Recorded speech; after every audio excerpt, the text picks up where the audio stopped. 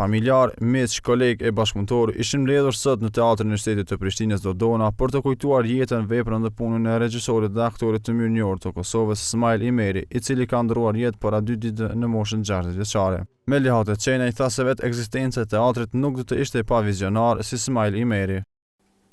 Dhe kjo sallë, në këtë termin, është e mbushur me shikues të vegjël. Por, nuk do të ishin as këta shikues, as ky teatr, dhe jo sidomos teatri kukullave, pa prezencën e një grup vizionarësh, të cilët janë mbledhur para 30 vitesh dhe kanë formuar këtë teatr. Ky grup në krye me zonjën Rabie Bajrami dhe me dorën e djathtë të saj, zotriun Ismail Imeri, i kanë vënë themelët e këtij teatri.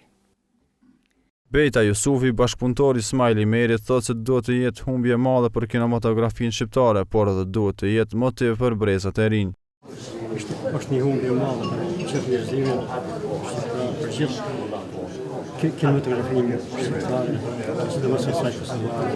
Smail jo prej momentet kur ishte i regjistruar në Universitetin e Zagrebit, na si punëtor të vjetër, si pioneri televizionit të Prishtinës, ishëm shumë të lumtur që filloi diçka e re, filloi një gjenerata e re që me shku në hap në gjitha qendrat tjera. Edhe ashtu ndodhi. Dhe të jetë motiv për brezat e ri. Dhe ky kisha dhënë një porosi brezave të ri. Me fillu rrugën e Smailit, e jo vetëm të Smailit, por kanë qenë një gjeneratë të Smailit, komplet Agim Sofi, Fari, Hyse, e gjeneratë, mujë me qëjtë ka qenë gjeneratë. Gjatë kësaj mbledhje komemorative në teatrin Dodona u shfaq edhe një dokumentar për jetën dhe veprën e Imerit, regjisorit të cilës ishte Kastriot Saqipi, i cili tha se aq sa ndihet i mërzitur, ndihet edhe krenar dhe i lumtur që ka pasur fatin të punojë me Imerin.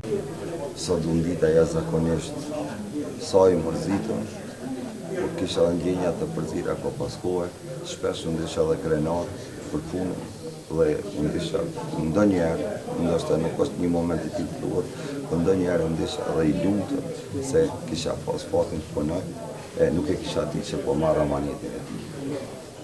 Smail Imeri nuk njihet vetëm si njëri ndër themeluesit e teatrit Dodona, por njihet për vepra të shumta kinematografike shqiptare, ku ai ishte autori i dokumentarit Duart e Pastërta, film televiziv Migjeni, Kur shpirti ndron jetë, si dhe shumë realizimet e tjera artistike. Smail Imeri ka vdekur me 13 korrik të vitit 2016 në Stockholm të Suedisë.